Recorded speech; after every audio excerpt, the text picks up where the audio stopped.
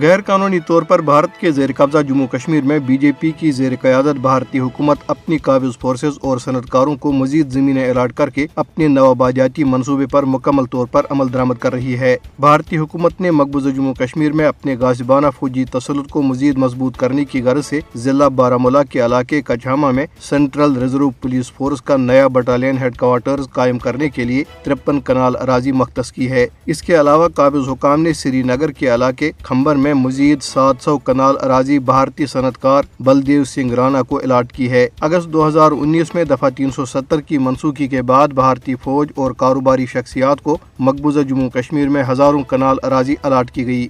کل جماعتی حریت کانفرنس کے ترجمان ایڈوکیٹ عبدالرشید منہاس نے سری نگر میں جاری ایک بیان میں ان اقدامات کی شدید مذمت کرتے ہوئے انہیں بین الاقوامی قانون اور انسانی حقوق کی خلاف ورزی قرار دیا ہے۔ انہوں نے کہا کہ ان اقدامات کا مقصد کشمیری عوام کے حق خود ارادت کے جائز مطالبے کو دبانا اور ان کی ثقافتی اور مذہبی شناخت کو مٹانا ہے۔ کل جماعتی حریت کانفرنس نے عالمی برادری پر زور دیا کہ وہ علاقے میں بھارت کے نوآبادیاتی ہتھ کنڈوں کے خلاف فیصلہ کن کارروائی کرے۔ انہوں نے اقوام متحدہ کی قراردادوں کے مطابق تنازع کشمیر کے حل پر زور دیا، جو جنوبی ایشیا میں امن اور استحکام کے لیے انتہائی اہم ہے۔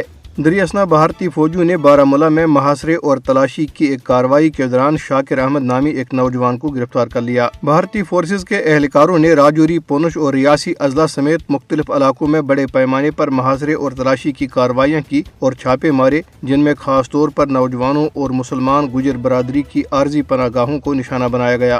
سری نگر کے علاقے عیدگاہ میں آج آتش زدگی کے ایک واقعے میں ایک مسجد اور کئی مکانات کو نقصان پہنچا ہے۔ کل جماعتی حریت کانفرنس کی آزاد جموں کشمیر شاخ کے کنوینر غلام محمد صفی نے اسلام آباد میں ایک بیان میں مقبوضہ جموں کشمیر میں ہائی کورٹ بار ایسوسی ایشن کے سابق صدر ایڈوکیٹ میاں عبدالقیوم کی من گھڑت الزامات پر گرفتاری کی مذمت کی ہے۔ انہوں نے اقوام متحدہ اور انسانی حقوق کے بین الاقوامی اداروں پر زور دیا کہ وہ میاں قیوم کی رہائی کے لیے اپنا اثر رسوخ استعمال کریں، جنہیں بھارتی پولیس نے سری نگر میں ان کے گھر سے گرفتار کیا تھا۔